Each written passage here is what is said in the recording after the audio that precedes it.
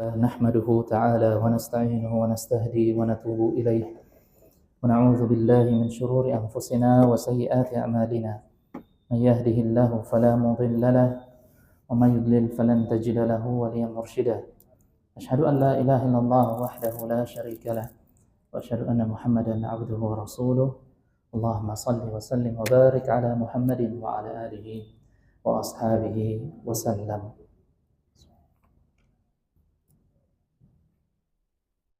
Hadirin jamaah yang semoga dirahmati oleh Allah Subhanahu wa taala. Segala puji bagi Allah yang masih memanjangkan umur kita dan memberikan keberkahan di dalam aktivitas-aktivitas kita, memudahkan langkah-langkah kaki ini untuk menuju kepada rumah-rumah Allah, menuju kepada masjid, tempat yang paling mulia yang ada di atas dunia ini. Pada kesempatan yang mulia ini kita melanjutkan pembahasan kita pada kitab Riyadhus Shalihin, dan kita telah masuk di dalam bab yang baru.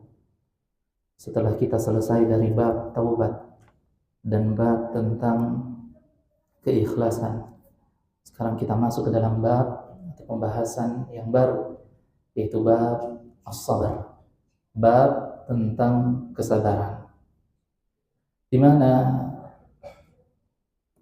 penulis kitab ini sebelum masuk ke dalam pembahasan hadis-hadis yang berkaitan dengan kesabaran, beliau menukilkan atau menyebutkan ayat-ayat Al-Quran, firman-firman Allah Subhanahu wa taala yang berkaitan dengan pembahasan kita, yaitu kesabaran.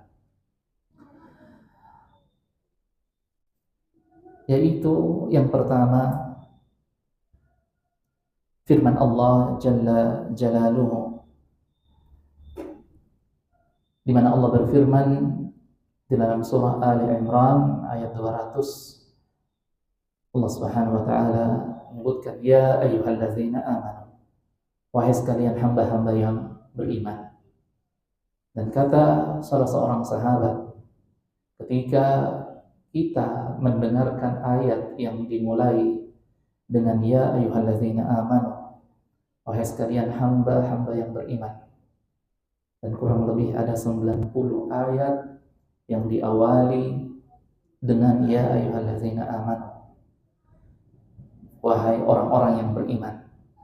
Dan panggilan ini Nida'ur Rahman, panggilan Ar-Rahman, panggilan kasih sayang, panggilan kecintaan yang hanya dikhususkan di ahli iman, hanya dikhususkan kepada orang-orang yang beriman saja.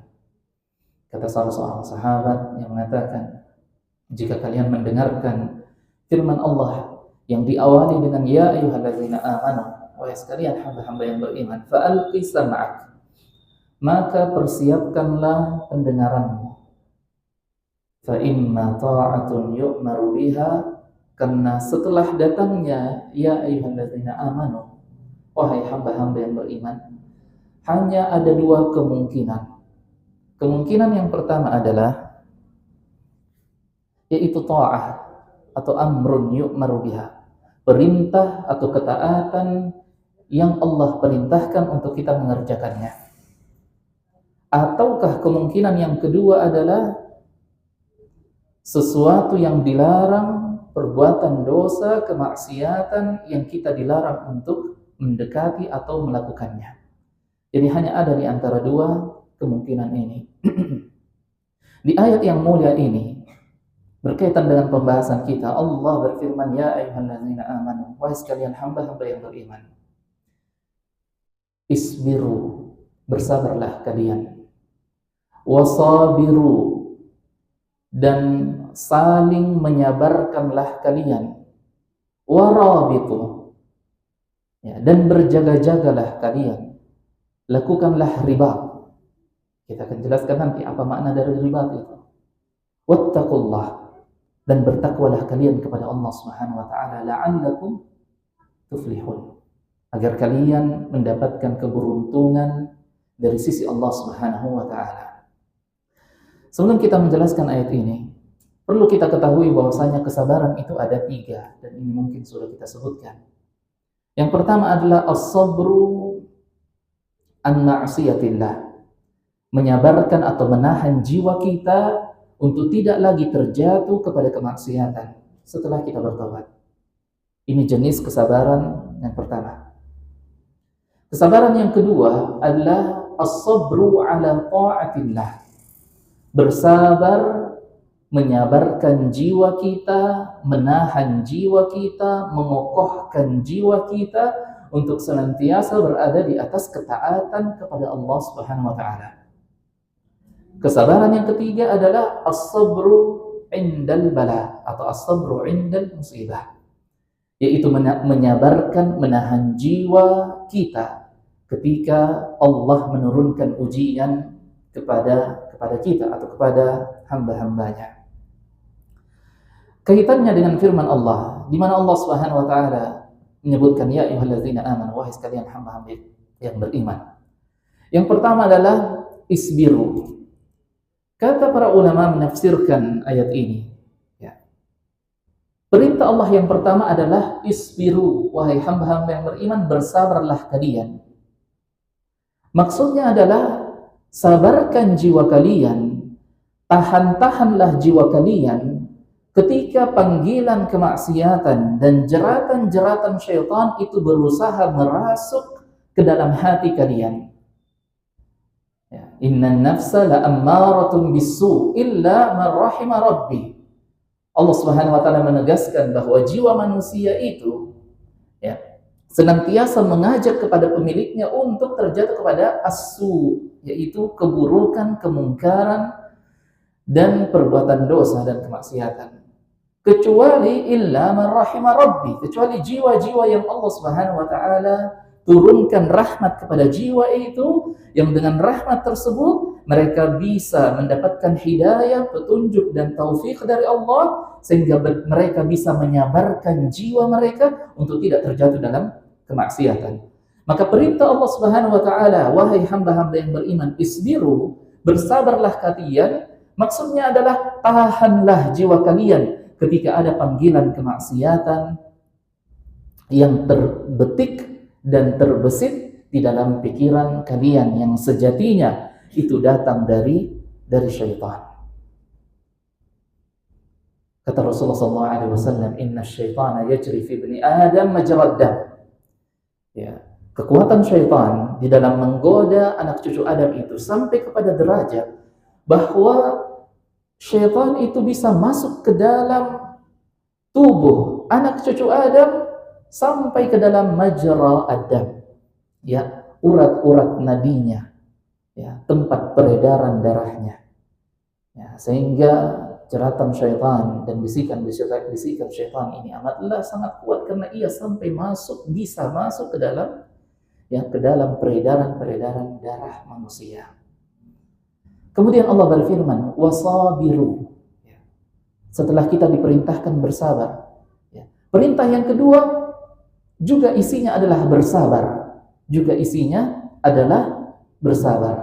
Tetapi kata para ulama, kesabaran yang kedua yang dimaksud adalah kesabaran di atas melaksanakan ketaatan kepada Allah Jalla Jalaluhu. Kenapa ini dibedakan? Ya. Kenapa tidak digabungkan saja? Sabarkan diri kalian di dalam mencegah diri kalian kepada kemaksiatan atau dari kemaksiatan, dan juga sabarkan diri kalian ketika kalian melaksanakan ketaatan demi ketaatan. Ya, kenapa harus dibedakan? Ya. Orang yang belajar bahasa Arab ini tahu apa perbedaan antara isbiru dan sabiru. Meskipun ketika kita mengartikan ke bahasa Indonesia artinya sama, ya, sabar. Ya, berasal dari satu kata yang sama, yaitu sabrun, sabara, yaitu sabar. Kata para ulama tafsir menafsirkan ayat ini. Ya, kenapa beda? Dikarenakan kata sabiru, ya, bersabarlah kalian, saling mengingatkanlah kalian dalam kesabaran, dan tambahkan kesabaran kalian dalam ketaatan, karena kesabaran dalam ketaatan itu jauh lebih besar, ya, dosisnya dan kebutuhan kita kepadanya. Kenapa? Karena ketaatan itu jauh lebih berat dilaksanakan dibandingkan dengan kemaksiatan. Ya, kemaksiatan ditinggalkan begitu saja. Ya, dan tidak ada sesuatu yang harus kita korbankan. Ya, kita tidak perlu mengeluarkan uang, kita tidak perlu berkorban harta, tidak perlu berkorban tenaga. Cukup kita tinggalkan kemaksiatan itu sudah selesai. Seharusnya seperti itu. Ya, makanya Rasulullah SAW di dalam sabda beliau yang lain, beliau mengatakan, "Wa ma amartukum bihi fa'tu minhu mastata'tum, wa ma nahaitukum anhu fantahu," kata Rasulullah. Ya, ketika ada perintah yang aku sampaikan kepada kalian, kata Rasulullah, lakukan dan laksanakan perintah itu sesuai dengan kemampuan kalian. Ya, sesuai dengan kemampuan kalian. Apa yang di luar dari batas kemampuan kalian, maka Allah Subhanahu wa taala tidak akan meminta pertanggungjawaban atau tidak akan memberikan perintah kepada kita di luar dari batas kemampuan kita. La yukallifullahu nafsan illa wus'aha. Tidaklah Allah Subhanahu wa taala akan membebani satu jiwa kecuali jiwa tersebut atau orang tersebut atau hamba tersebut sanggup melaksanakan atau memikul beban tersebut. Ya, dalam contohnya ketika kita salat, kata Rasulullah SAW, "Shalli qa'iman." Salatlah kalian dalam keadaan berdiri. Ya. Fa in lam tastati' fa qa'idan. Kalau kalian tidak sanggup berdiri, fa qa'idan, duduk. Fa in lam tastati' fa 'ala jambin. Kalau kalian juga dalam keadaan duduk tidak bisa salat, fa 'ala jambin, maka dalam keadaan tidur, dalam keadaan baring.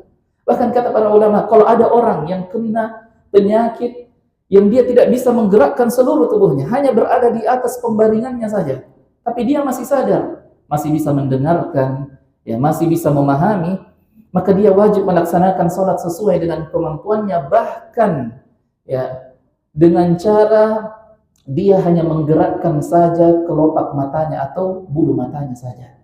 Ya, tetapi dia bayangkan di dalam pikirannya, dia melaksanakan sholat. Di dalam firman-Nya Allah Subhanahu wa taala ya, mengatakan bahwa kami tidak menginginkan atas kalian al-usr, ya, kesulitan, tetapi Allah menginginkan atas kalian kemudahan.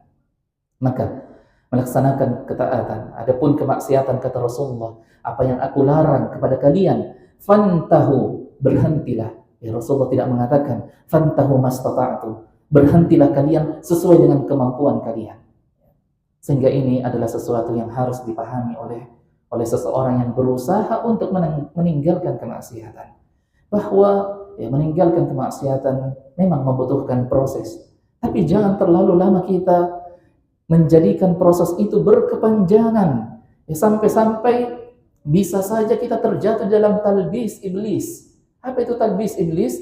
Jeratan-jeratan iblis, jeratan-jeratan syaitan yang mungkin membisikkan kepada seseorang, ya kamu bisa berubah, tapi sedikit demi sedikit. Ya. Tetapi Rasulullah SAW mengajarkan kepada kita, ya, jika sesuatu itu berhubungan dengan kemaksiatan, hal-hal yang Allah haramkan, maka hendaknya kita berhenti secara totalitas. Ya, secara totalitas. Lalu kemudian Allah Subhanahu Wa Taala berfirman, warabitu, ya, lakukanlah ribat. Ribat ini artinya adalah berjaga-jaga di perbatasan negeri kaum muslimin. Dan ini hanya dilakukan oleh orang-orang yang diberikan amanah untuk melakukan ribat tersebut. Ya, tidak seluruh kaum muslimin itu diwajibkan untuk berjaga-jaga di perbatasan. Ya, hanya beberapa orang saja yang diberikan tugas untuk melakukan ribat tersebut. Tetapi Allah Subhanahu wa taala menjanjikan pahala yang sangat besar bagi orang-orang yang melakukan atau mengerjakan amanah ini. Ya, kepada tentara-tentara kita, kepada petugas-petugas keamanan kita. Ketika mereka melakukan tugas mereka berjaga-jaga di perbatasan negeri yang kita cintai ini. Ya, lalu kemudian ia memahami hadis ini bahwa Allah Subhanahu wa taala memerintahkan kita untuk berjaga-jaga, melakukan penjagaan, dan Rasulullah SAW menjanjikan pahala yang sangat besar. Kata Rasulullah SAW, ainan, ada dua jenis mata, ya, yang tidak akan disentuh oleh api neraka. Bukan hanya matanya saja, tetapi seluruh anggota tubuhnya. Ya, kata Rasulullah SAW, mata yang pertama atau jenis mata yang pertama adalah ainun bakat lillah atau fillah.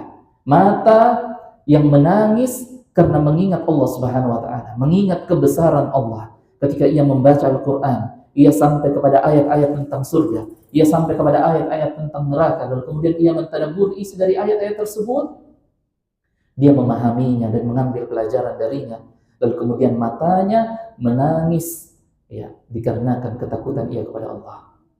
Adapun jenis mata yang kedua adalah mata yang digunakan untuk melakukan riba, itu berjaga-jaga di perbatasan negeri-negeri kaum muslimin, ya, di mana mata itu tidak akan disentuh oleh api neraka. Masyaallah muslimin rahimakumullah. Di antara makna dari kata riba, sebagaimana disebutkan bahwa Allah Subhanahu wa taala berfirman warabitu, maksudnya adalah perbanyaklah kalian melaksanakan dan melakukan amalan-amalan kebaikan. Ya. Jadi yang pertama adalah bersabar meninggalkan kemaksiatan, yang kedua bersabar di atas ketaatan kepada Allah, dan kemudian yang ketiga kita memperbanyak amalan-amalan kebaikan, amalan-amalan saleh. Dan kemudian yang keempat, Allah Subhanahu wa taala bentuknya wattaqullah, bertakwalah kalian kepada Allah Subhanahu wa taala, yang mencakup seluruh perintah Allah dan mencakup seluruh larangan Allah Subhanahu wa taala. Dan barang siapa yang mengumpulkan keempat perkara ini, ya, la'allakum tuflihun, niscaya kalian akan mendapatkan keberuntungan dari sisi Allah Subhanahu wa taala. Ma'asyiral muslimin rahimakumullah. Kemudian Allah Subhanahu wa taala berfirman, ya, di ayat selanjutnya, "Walanabluwannakum," dan sungguh-sungguh kami akan menguji kalian, bisyai'in minal khauf, ya, dengan sebagian dari rasa ketakutan, wal ju', rasa lapar, wa naqsin minal amwali wal anfusi was thamarat, dan kekurangan pada 3 perkara. Yang pertama adalah harta, kemudian jiwa, yaitu ditinggalkannya kita oleh orang-orang yang kita cintai. Dan kemudian yang kedua, ya, yang ketiga as-thamarat, yaitu buah-buahan atau hasil-hasil bumi. Wa basyiris sabirin, dan sampaikan kabar gembira kepada orang-orang yang bersabar. Di dalam ayat ini Allah menegaskan kepada kita semua bahwa sungguh-sungguh, ya, Allah menggunakan kata walanabluwannakum, ya, 2 unsur takkid. Ya, takkid itu adalah memastikan bahwa pasti akan terjadi. Ya. Allah mengatakan walanabluwannakum, dan pasti sungguh-sungguh kami akan menguji kalian. Ujian apa yang akan diberikan kepada hamba-hambanya? Bisyai'in minal khauf, dengan sebagian dari rasa takut. Ya, kata para ulama mengomentari ayat ini, Allah mengatakan bisyai'in minal khauf, dengan sebagian atau sedikit dari rasa takut, memberikan pelajaran kepada kita bahwa ujian yang Allah berikan dari rasa takut itu hanya sebagian kecil saja. Ya, bayangkan seandainya Allah menguji kita, ya, dengan ketakutan yang sempurna, dengan rasa takut yang sempurna. Bagaimana rasa takut yang sempurna itu? Rasa takut yang menghantui kita sejak kita membuka mata kita, terbangun dari tidur, sampai kita menutup mata kita. Atau bahkan rasa takut yang tidak bisa membuat seseorang itu tertidur dengan nyenyak. Ya, tetapi karena rahmat Allah Subhanahu wa taala, Allah mengatakan walanabluwannakum bisyai'in minal khauf. Kami akan menguji kalian dengan sebagian saja, ya, dari rasa takut, dan bukan rasa takut yang sempurna, yang seluruh kehidupan kalian, seluruh waktu kalian, seluruh umur kalian itu dipenuhi dengan rasa takut. Dan kita bisa membayangkannya seandainya seluruh kehidupan kita ini, dari kita bangun sampai kita tidur, semuanya dipenuhi dengan rasa gelisah, dipenuhi dengan rasa takut. Maka bagaimana keadaan jiwa kita? Ya, dia akan terguncang, dia akan merasakan ketidaksenangan dan ketidakstabilan terhadap kehidupannya. Dan inilah yang membuat orang-orang itu melakukan perbuatan bunuh diri. Ya, orang-orang yang terjerat pinjaman online, orang-orang yang terjerat dengan pinjaman-pinjaman, lalu kemudian setiap hari dia ditagih, ya, setiap hari dia didatangi oleh penagih, mengancam jiwanya, mengancam kehormatannya, mengancam dirinya dan keluarganya, sampai akhirnya ia merasakan ketakutan. Ya, Dan mungkin ketakutan yang sempurna, ya, setiap harinya itu hanya dipenuhi dengan ketakutan sampai akhirnya ia memilih jalan untuk mengakhiri hidupnya. Ya, meskipun itu tidak diperbolehkan, bahkan diharamkan di dalam syariat Islam, ya, seseorang itu melakukan tindakan bunuh diri ketika ia merasakan kesempitan di dalam hatinya, di dalam jiwanya. Kemudian Allah berfirman, ya, kami uji kalian dari rasa takut, lalu kemudian rasa lapar. Ya, jadi ujian ini, ya, di dalam ayat ini menunjukkan tentang tingkatan-tingkatannya. Tingkatan ujian yang paling berat itu rasa takut. Ya. Karena kalau orang merasakan ketakutan, dia tidak bisa keluar dari rumahnya untuk mencari makanan. Ya, yang dengan makanan tersebut akan yang membuat hidupnya berlangsung. Ya. Sehingga akhirnya Allah menempatkan kata khauf, takut itu di posisi yang pertama. Kemudian datang di posisi yang kedua, yaitu al-ju', rasa lapar. Rasa lapar. Kemudian datang di posisi yang ketiga adalah kekurangan dari harta, kemudian jiwa, dan buah-buahan atau, ya, kebutuhan-kebutuhan kita. Dan Allah berfirman, wa basyiris sabirin. Kemudian Allah Subhanahu wa taala berfirman setelahnya, ya, wala man sabar wa ghafar inna dzalika lamin azmil umur. Dan barang siapa yang bersabar lalu kemudian dia bisa memaafkan, sesungguhnya barang siapa yang bisa melakukan kedua hal itu, bersabar dan memaafkan, inna dzalika lamin azmil umur. Ya, siapa yang bisa melakukan kedua hal ini, menggabungkan kedua hal ini, ia bersabar atas kesulitan yang ia rasakan, atas gangguan orang lain kepada dirinya. Lalu kemudian setelahnya ghafar, dia mengampuni, dia memaafkan kesalahan orang tersebut, kezaliman orang tersebut kepada dirinya. Inna dzalika lamin azmil umur. Siapa yang bisa melakukan itu? Sesungguhnya, ya, kedua perkara itu termasuk di antara perkara yang berat untuk dilaksanakan atau untuk diamalkan oleh seseorang. Dan barang siapa yang bisa menggabungkan kedua hal tersebut, maka sungguh ia menggabungkan kedua hal yang sulit untuk digabungkan, dan yang bisa menggabungkannya hanyalah orang-orang yang keimanannya dan tawakalnya serta keyakinannya begitu besar kepada Allah Subhanahu wa taala. Kemudian di antara firman Allah di dalam, ya, pembukaan hadis ini atau bab ini, yaitu Allah berfirman, ista'inu bis sabri was salah. Minta tolonglah kalian, carilah kalian pertolongan dengan dua sebab. Sebab yang pertama adalah as-sabr, yaitu kesabaran. Lalu kemudian sebab yang kedua adalah as-salah, yaitu salat. Innallaha ma'as sabirin. Sesungguhnya Allah Subhanahu wa taala bersama dengan orang-orang yang bersabar. Dan ini mengingatkan kita kepada hadis Rasulullah sallallahu alaihi wasallam di mana Rasulullah bersabda, "Wa'lam anna an-nasra ma'as sabri." Ketahuilah bahwasanya pertolongan, kemenangan itu datang dengan kesabaran. Wa annal faraja ma'a al-karb, dan kesulitan serta musibah itu datang bersamaan dengan al-faraj, yaitu jalan keluar dari musibah tersebut. Wa anna ma'al usri yusra, dan sesungguhnya bersama dengan kesulitan itu terdapat kemudahan. Rasulullah SAW berkaitan dengan ayat ini, ista'inu bis sabri was salah. Minta tolonglah kalian dengan dua wasilah, dua sebab, yaitu kesabaran dan salat. Ini mengingatkan kita terhadap perbuatan Rasulullah SAW, kebiasaan Rasulullah. Di dalam sebuah hadis disebutkan, anna Rasulullah SAW annahu idza ahzabahu amrun faza'a ila shalah. Rasulullah itu kalau merasakan kesulitan, ya, dia merasakan kesulitan di dalam urusannya. Ya, suatu hari mungkin beliau merasakan kesulitan, ya, dan beliau tidak bisa lagi mencari, ya, jalan keluar. Beliau faza'a ila shalah, ya, beliau beranjak mengambil air wudu lalu kemudian melaksanakan salat, ya, melaksanakan salat. Karena sesungguhnya dengan salat dan kesabaran itu seseorang akan diberikan kemudahan di dalam kehidupan dunia dan terkhususnya di dalam kehidupan akhiratnya. Ma'asyiral muslimin yang semoga dirahmati oleh Allah Subhanahu wa taala. Kita masuk di dalam pembahasan hadisnya. Hadis yang pertama di dalam bab tentang kesabaran ini, itu hadis yang diriwayatkan oleh Abu Malik Al-Harits bin Asim radhiyallahu anhu. Semoga Allah Subhanahu wa taala meridainya. Beliau mengatakan, qala Rasulullah sallallahu alaihi wasallam. Rasulullah sallallahu alaihi wasallam bersabda, "At-tuhuru syatrul iman."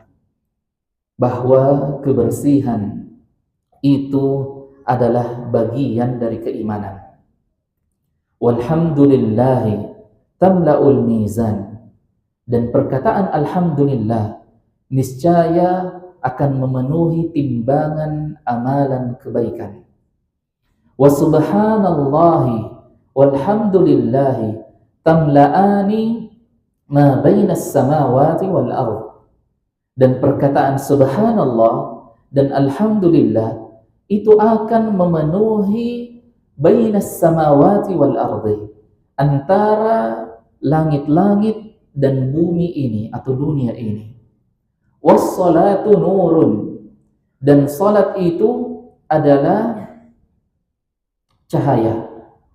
Wassadaqatu burhanun, dan sedekah itu adalah burhan, pembuktian. Wassabru diya'un, dan kesabaran itu adalah sinar. Wal Qur'anu hujjatun laka aw 'alaika, dan Al-Qur'an itu akan menjadi penolong atas dirimu ataukah akan menjadi musuh kepada atau atas dirimu. Kullun nasi yaqdu, di setiap harinya seluruh manusia itu akan keluar dari rumahnya dan melaksanakan aktivitasnya. Fabai'un nafsahu, dan saat dia keluar dari rumahnya, di saat itu Rasulullah mempermisalkan fabai'un nafsahu, dia seperti menggadaikan dirinya. Famu'tiquha aw mubiquha, maka dia ketika ia keluar dari rumahnya dan seolah-olah ia menggadaikan dirinya kepada Allah, dia hanya berada di antara dua keadaan. Yang pertama adalah famu'tiquha, ia membebaskan dirinya dari azab Allah. Au mubiquha, ataukah justru ia mengantarkan jiwanya menuju kepada kehancuran dan kebinasaan. Ma'asyiral muslimin yang semoga dirahmati oleh Allah Subhanahu wa taala. Ya. Pelajaran apa yang bisa kita ambil dari hadis yang mulia ini? Ya. Yang pertama adalah Rasulullah sallallahu alaihi wasallam di dalam sabdanya beliau mengatakan at-tuhuru syatrul iman, bahwa kebersihan itu adalah bagian dari keimanan. Dan ini adalah hadis yang sahih. Ini adalah hadis yang diriwayatkan oleh Imam Muslim. Ya. Dan hadis ini, derajat hadis ini jauh lebih tinggi ya kebenarannya dibandingkan dengan perkataan yang sering kita dengarkan, an-nadhafatu minal iman. Ya. Kan ada sering ya didengar dan dituliskan itu, an-nadhafatu minal iman, kebersihan adalah bagian dari keimanan. Ya. Derajat hadis ini yang mengatakan at-tuhuru syatrul iman, bahwa kebersihan itu adalah setengah dari keimanan, jauh lebih baik derajatnya dan lebih benar derajatnya dibandingkan dengan perkataan yang sering kita dengarkan, an-nazafatu minal iman, kebersihan adalah bagian dari keimanan. Ya. Jadi pelajaran yang bisa kita ambil, ya, salah satu di antara pelajaran yang bisa kita ambil dari hadis yang mulia ini yaitu pentingnya kebersihan. Ya, pentingnya kebersihan. Dan kebersihan ini terbagi menjadi dua. Yang pertama adalah kebersihan fisik kita. Ya, kebersihan pakaian kita, kebersihan tubuh kita, terkhususnya dari noda-noda najis. Ya. Di mana kita diperintahkan untuk membersihkan diri kita ini dari najis yang melekat kepada kita. Dan salat seseorang itu dihukumi tidak sah ketika ia melaksanakan salat dalam keadaan ya ia atau di dalam di tubuhnya itu melekat najis. Ya. Dalam keadaan dia tahu, ya. Kalau dia tidak tahu, ya, maka salatnya insyaallah sah. Ya, sebagaimana dulu Rasulullah ketika melaksanakan salat, ya, ketika beliau sujud, ya, hendak sujud, beliau melemparkan sendalnya. Ya, jadi di zaman dulu, di zaman Rasulullah itu melaksanakan salat dengan menggunakan alas kaki atau sendal bersama dengan sahabat-sahabat yang lainnya. Kenapa seperti itu? Karena keadaan masjid di zaman Rasulullah tidak sama dengan keadaan masjid kita di zaman sekarang. Di zaman Rasulullah keadaan masjid ya tanah alas masjidnya itu masih beralaskan tanah. Ya, belum pakai tehel, belum pakai ya seperti yang kita pakai sekarang. Ya, sehingga ya, Rasulullah melaksanakan sholat dalam keadaan menggunakan sandal ini di awal-awal Islam. Ketika beliau hendak sujud, ya, beliau melemparkan sandalnya dalam keadaan sholat. Para sahabat ketika melihat Rasulullah melakukan itu, ya, mereka juga melemparkan sandalnya semua. Ya. Mereka lemparkan semua sandalnya. Ini menunjukkan tentang betapa besarnya semangat para sahabat itu mencontoh apa yang dilakukan oleh Rasulullah. Ya, tanpa harus bertanya. Ya, tanpa mereka harus bertanya, itu hukumnya wajib, atau itu hukumnya sunnah, atau itu hukumnya mubah, atau apa. Ya, selama ada perintah dari Rasulullah, mereka mengatakan, sami'na wa ata'na. Kami dengarkan, kami laksanakan. Ya, bukan seperti perkataan orang-orang Yahudi ketika Nabi Musa memerintahkan kepada mereka, ya, perintah-perintah dari Allah, mereka mengatakan sami'na wa asaina. Ya, kami dengarkan wahai Musa, tapi kami tidak mau taati. Kami tidak mau melaksanakan perintahmu. Ya, bahkan mereka mengatakan kepada Musa, ya izhab anta wa rabbuka faqatila. Ya kamu wahai Musa berserta Tuhanmu, pergilah kalian berdua, berperanglah kalian berdua saja. Ya, adapun kami innaha huna qa'idun. Ya, kami menunggu saja di sini hasilnya. Ya, kamu saja sama Tuhanmu. Ya, betapa sangat kurang ajarnya mereka. Tetapi para sahabat, ya, mereka sam'an wa ta'ah. Kami dengarkan, kami taati. Selesai. Maka mereka pun melemparkan sandalnya. Ketika selesai salam, Rasulullah SAW mempertanyakan kepada mereka, ya, ada apa dengan kalian? Kenapa kalian melemparkan sandal-sandal kalian? Ya, melepaskan sandal-sandal kalian. Kata para sahabat, karena kami melihatmu wahai Rasulullah. Ya, maka Rasulullah SAW mengatakan tidak.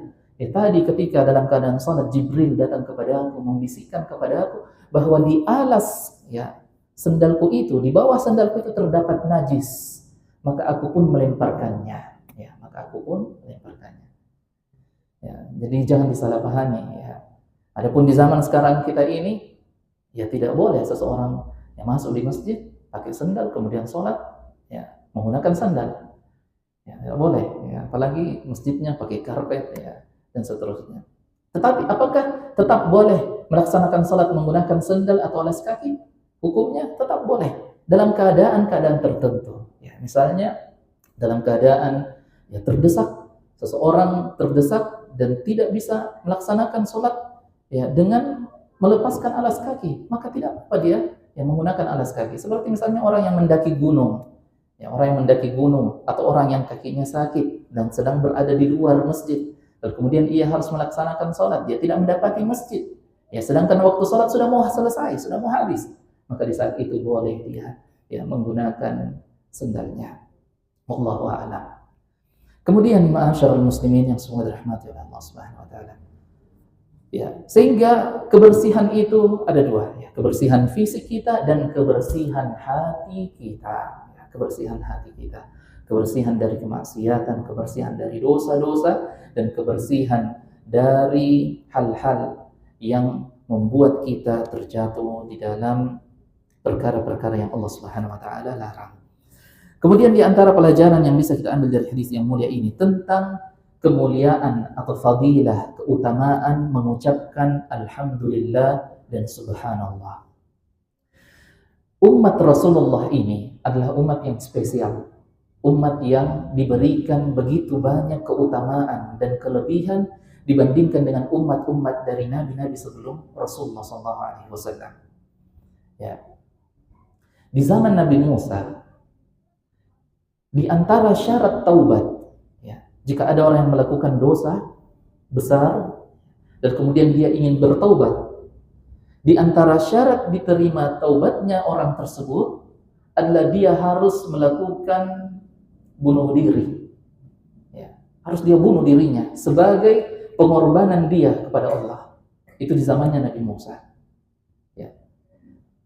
Di zaman Rasulullah SAW tidak lagi berlaku syariat itu, tidak lagi berlaku hukuman tersebut. Kalau ada orang mau bertobat harus bunuh diri dulu, ya. Tidak lagi berlaku. Ya. Tetapi cukup dia berdoa kepada Allah, dia tinggalkan kemaksiatan. hatinya tulus meminta kepada Allah agar Allah mengampuni kesalahannya, sudah selesai. Allah Subhanahu wa taala menerima taubatnya. Kecuali ya kesalahan yang berkaitan dengan haknya orang yang kita ambil. Di antara ya syarat sahnya taubat dari perbuatan kezaliman, ya misalnya ada haknya orang kita ambil, ya, maka di antara syarat sah taubatnya seseorang itu ya kita kembalikan haknya. Ya, terutama ya hak-hak yang berkaitan dengan harta. Hadirin sekalian, ya di berita-berita di beberapa hari ini kita melihat ya, penggusuran tanah, ya tanah yang diambil oleh orang-orang yang tidak bertanggung jawab, misalnya ya, oleh mafia tanah. Ya, lalu kemudian sebenarnya tanah itu dimiliki oleh orang yang benar, ya, yang secara sah dia memiliki tanah tersebut, tetapi karena kezaliman yang dia lakukan, maka dia ya terjatuh di dalam perbuatan tersebut, mengambil haknya orang lain. Ini dosanya sangat besar di akhirat nanti. Ya, orang-orang yang mengambil bahkan sejengkal saja tanah yang bukan menjadi hak miliknya, ia ambil. Allah Subhanahu wa taala akan memberikan kepadanya beban di akhirat nanti. Dia harus memikul tanah tersebut hingga kepada 7 lapis ke bawah. Ya, siapa yang bisa? Tidak ada yang bisa. Ya, memikul tanah sampai kepada 7 lapis terdalam dari dunia ini, dari bumi ini, dia harus memikul tanah tersebut. Ya. Kemudian kita kembali kepada hadis itu. Ya. Perkataan Alhamdulillah, Subhanallah adalah bagian dari rahmat Allah kepada umat Rasulullah SAW. Ini ucapan yang sangat mudah diucapkan, tidak butuh beberapa ya lama kita ucapkan, hanya butuh 1, 2, 3 detik saja kita ucapkan Alhamdulillah, Subhanallah. Pahalanya tamla'u bainas samawati wal ard. Ya, pahalanya itu begitu sangat banyaknya sampai memenuhi antara as-samawat. Ya, apa itu samawat? Semua langit, bukan hanya langit dunia.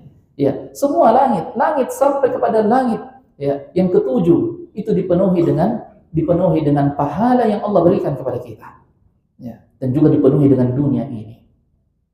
Maka berapa banyak perkataan subhanallah yang telah kita ucapkan.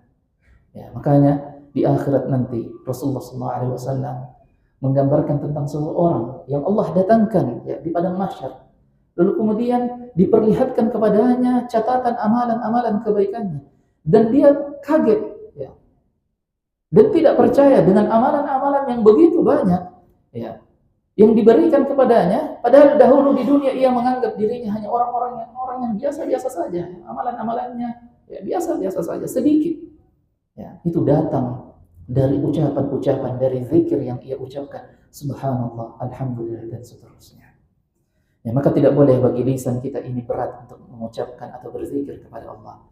Rasulullah SAW mengingatkan kepada sahabat yang mulia Mu'adz bin Jabal yang dia mengatakan, hendaknya wahai engkau Mu'adz, lisanmu itu raqaban min dzikrillah. Jadikan lisanmu itu selalu basah dengan berzikir kepada Allah Subhanahu wa taala. Di antara pelajaran yang penting yang bisa kita ambil dari hadis yang mulia ini, itu perkataan Rasulullah SAW, was-salatu nurun, dan salat itu adalah sinar, cahaya. Ya, mengapa Rasulullah menggambarkan salat itu sebagai sinar atau cahaya? Ya, karena salat itu akan memberikan penerangan dan cahaya, sinar yang terang benderang bagi seorang hamba ketika ia dimasukkan ke dalam kuburnya. Ya, ketika tanah telah menutupi seluruh jasadnya. Maka pada saat itu datanglah satu sosok.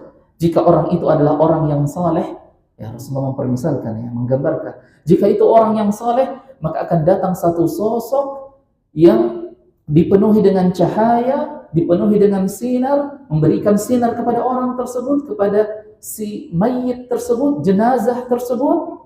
Lalu kemudian jenazah itu mengatakan kepadanya, ya siapa engkau? Maka ia menjawab, ya saya adalah salatmu, saya adalah bacaan Qur'anmu, saya adalah sedekah-sedekahmu, yang pada hari ini aku memberikan sinar dan cahaya tersebut kepadamu. Ya, sedangkan orang-orang yang meninggalkan salatnya, yang menyanyiakan salatnya, Rasulullah SAW mengancam mereka di dalam sabdanya yang mulia. Ya, Rasulullah mengatakan, "Wa man lam yuhafiz 'alaiha," barang siapa yang tidak menjaga salat 5 waktunya, lam takun lahu nura, Allah tidak akan memberikan kepadanya cahaya, wala burhanan, tidak akan memberikan kepadanya ya, bukti, Bukti apa yang dimaksud? Bukti bahwasanya dia adalah seorang yang beriman. Wala najatan, dan juga tidak akan diberikan keselamatan yaumal qiyamah, pada hari kiamat kelak. Dan yang lebih dari itu, wa husyira ma'a fir'aun wa haman wa qarun wa ubay bin khalaf. Bayangkan dosa yang akan ditanggung oleh orang-orang yang menyia-nyiakan salat 5 waktunya. Ya, akibatnya apa? Yang pertama, Allah tidak berikan kepadanya sinar atau cahaya di alam kuburnya dan di akhirat kelak. Ya, wajahnya akan dipenuhi dengan kegelapan. Lalu kemudian yang kedua, wala burhana, tidak ada bukti yang akan Allah berikan kepadanya bahwasanya dia adalah seorang yang beriman. Ya, karena dia tidak melaksanakan kewajibannya sebagai seorang yang beriman. Kemudian yang ketiga, wala najatan, Allah tidak berikan kepadanya keselamatan pada hari kiamat. Setelahnya, wa husyira ma'a fir'aun, di akhirat nanti dia akan dibangkitkan dan dikumpulkan bersama dengan Fir'aun. Ya, bersama dengan Fir'aun. Siapa yang mau dikumpulkan bersama dengan Fir'aun? Ya, orang yang pernah mengaku bahwasanya dia adalah ana rabbukumul a'la, kata Fir'aun. Ya, saya adalah Rabb yang paling tinggi, yang maha tinggi. Ya. Bersama siapa dia akan dikumpulkan lagi? Wa Haman, bersama dengan Haman. Siapa ini Haman? Sekretaris pribadinya Fir'aun. Ya, asistennya Fir'aun. Ya. Yang dimana pernah Fir'aun mengatakan kepada Haman, wahai Haman, ya, buatkan saya tangga yang bisa sampai ke atas langit. Ya, saya mau lihat Tuhannya itu Musa bagaimana. Ya. Ya. Kemudian dengan siapa lagi dia akan dikumpulkan? Wa Qarun, dengan Qarun. Ya. Ini orang yang bakhil, orang yang kikir. Allah berikan harta yang sangat banyak kepada dirinya. Sampai hartanya itu, ya, kunci-kunci gudangnya yang menyimpan hartanya itu hanya bisa dibawa oleh beberapa orang yang besar, dipikul oleh beberapa orang yang besar, saking banyaknya hartanya. Ya, tetapi Allah Subhanahu wa taala menenggelamkannya masuk ke dalam tanah karena kesombongan dirinya. Ya, dan keangkuhannya mengatakan bahwa setiap harta yang dia miliki ini karena sebab usahanya sendiri dan tidak ada pertolongan Allah di dalamnya. Ya.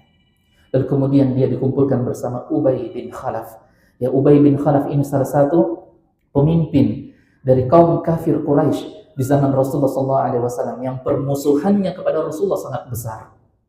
Ya, sehingga cukuplah sebenarnya, ya, ancaman-ancaman ini menjadi pengingat bagi orang-orang yang menyanyiakan salatnya, ya, bahwa ada hukuman yang sangat berat yang akan menunggu mereka di akhirat kelak. Kemudian Rasulullah bersabda, ya, wasabru dia, dan kesabaran itu adalah dia, sinar. Nah, sekarang apa bedanya ini? Ya, Allah menyebutkan salat itu sinar atau cahaya, dan Allah juga menyebutkan kesabaran itu juga adalah sinar. Ya. Maksudnya adalah, kata para ulama menyebutkan, karena sesungguhnya, ya, kesabaran itu membutuhkan perjuangan. Dan kata dia di dalam bahasa Arab itu adalah sinar yang terpancar yang disertai dengan rasa panas. Itu diaun dalam bahasa Arab. Ya, sinar atau cahaya yang disertai dengan rasa panas. Rasulullah menggambarkan kata sabar ini dengan kata diaun. Dia adalah sinar. Ya, kesabaran itu memberikan sinar di dalam jiwa seorang muslim dan membutuhkan perjuangan, membutuhkan keletihan, capek, lelah, dan seterusnya yang dengannya akan mendatangkan sinar di dalam dirinya. Dan kemudian Rasulullah bersabda, was-sadaqatu burhan, dan sedekah itu adalah pembuktian. Ya, sedekah adalah pembuktian. Pembuktian atas apa?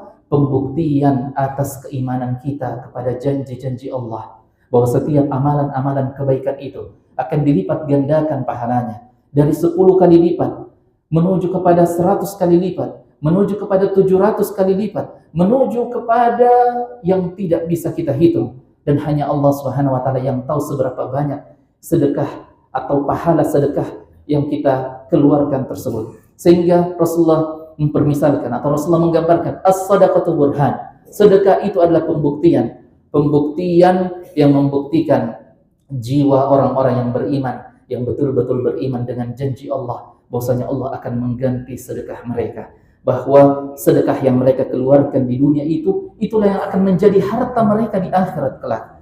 Adapun selain dari itu akan habis di dunia ini, akan habis dipakai, lalu kemudian tidak ada balasan di akhirat kelak. Adapun sedekah, was-sadaqatul jariyah, kata Rasulullah, ya, sedekah jariah yang kita keluarkan akan menjadi amalan ya, yang terus berkelanjutan hingga di akhirat kelak atau hingga kita wafat, Allah masih memberikan pahala kepada kita atas sedekah tersebut. Ini yang bisa kita sampaikan pada kesempatan yang mulia ini ya, dan kemungkinan untuk pekan depan sampai setelah Ramadan ya, kita liburkan taklim kita dulu ya, nanti setelah Ramadan kita melanjutkannya ya, untuk persiapan Ramadan. Semoga bermanfaat untuk kita semua. Subhanakallahumma bihamdik asyhadu an la ilaha illa anta astaghfiruka wa atubu ilaik. Wassalamualaikum warahmatullahi wabarakatuh.